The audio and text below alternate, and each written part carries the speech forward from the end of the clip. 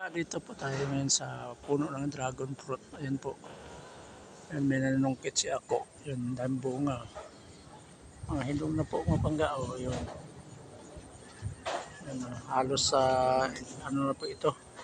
Isang sako na po ang nakuha. Ayan po, isang sako na. Isang sako na dragon fruit. Hinog na hinog sa mapangga. Ang dragon fruit dito sobrang taas talaga.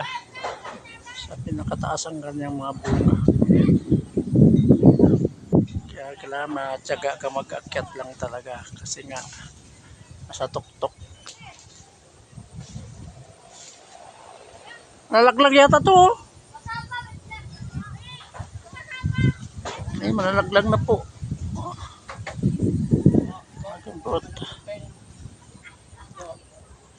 Yung sa dulo para malalaglag na saan?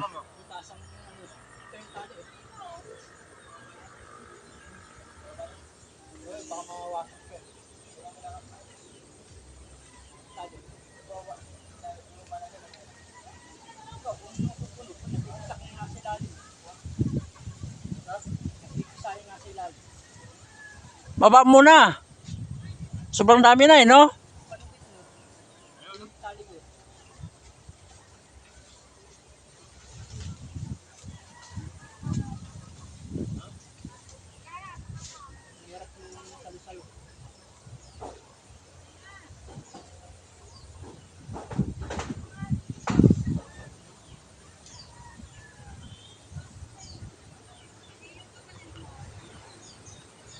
Dami din pala no?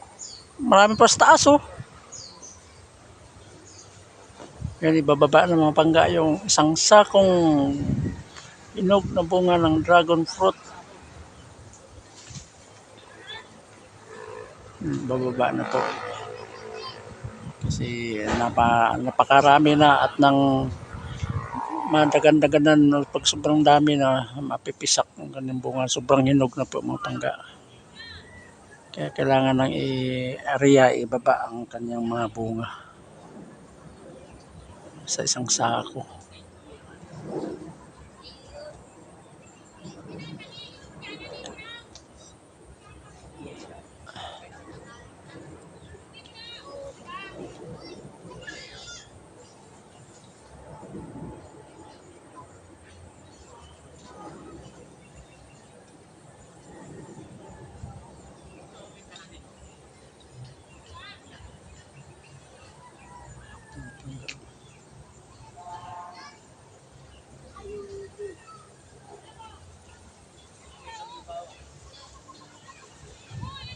Yun, naariya na.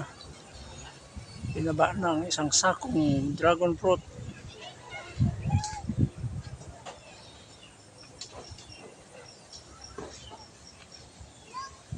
Ayun, ayun.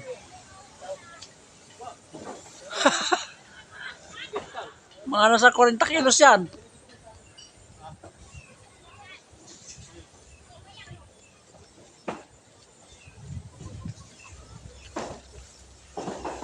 Minalaglag na pala dito eh, nawasak. Pangga yun. Yun.